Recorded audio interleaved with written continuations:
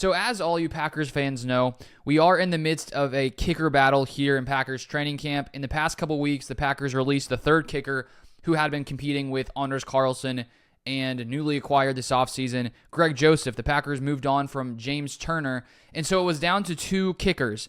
And I assumed at that point that's what I would stay with. But it looks like the Packers may be looking to add another kicker after Packers family night.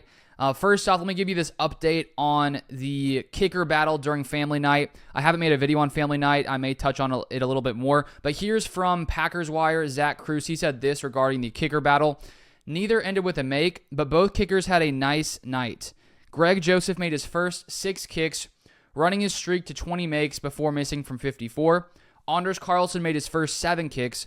Both kickers had a make negated by a timeout called, and both kickers missed from 57 yards during the final kicking period of the night, including family night.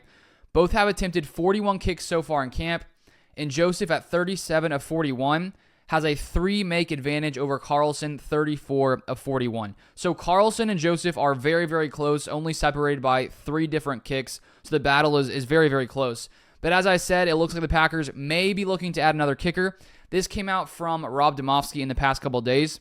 He said this on Twitter: the Packers aren't done looking at kickers. They're bringing in Jonathan Garibay for a workout. Per source, he spent last season in the UFL, where he missed only 1 kick. He originally signed with the Cowboys in 2022 out of Texas Tech, where he once made a 62-yard game-winning field goal. So that is interesting that the Packers would still be looking at other kickers, which makes me wonder, are they sold on Greg Joseph or Anders Carlson?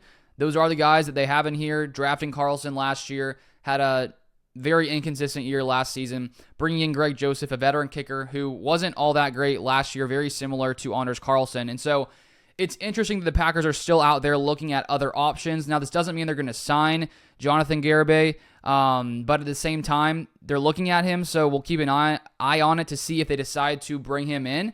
And so it's just interesting to me because I would have thought by now that they'd be sold on either Carlson or Joseph, and I don't know if there would be some other random reason for bringing in the third kicker, but I would assume that would show me that the Packers aren't sold on what they have. But we just don't really know for sure right now. Clearly, the battle is still ongoing. We're only at August 5th. The season is still about a month away.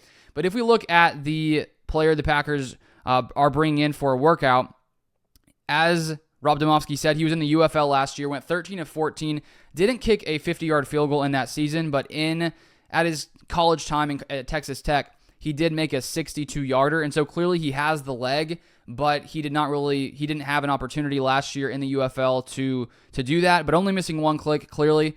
He was very, very accurate last season. So I wouldn't be opposed to bringing him in, see what he does at camp. If he looks better than Carlson or Greg Joseph, I'm not opposed to giving him a shot. I think that it's very important to find a kicker that you trust, you can rely on, and if that happens to be some random guy from the UFL, I'm all for giving it a shot, and that could just be what the Packers are thinking. Might as well bring in someone else just to, take a look at him, see if they think he has anything to offer that maybe Carlson or Joseph don't. So interesting to note there. If you guys want more Packers content, feel free to subscribe down below. You can also subscribe to my second NFL channel, which I'll leave linked down below as well, Sideline Scoop NFL. But thank you for watching, and I'll see you guys next time.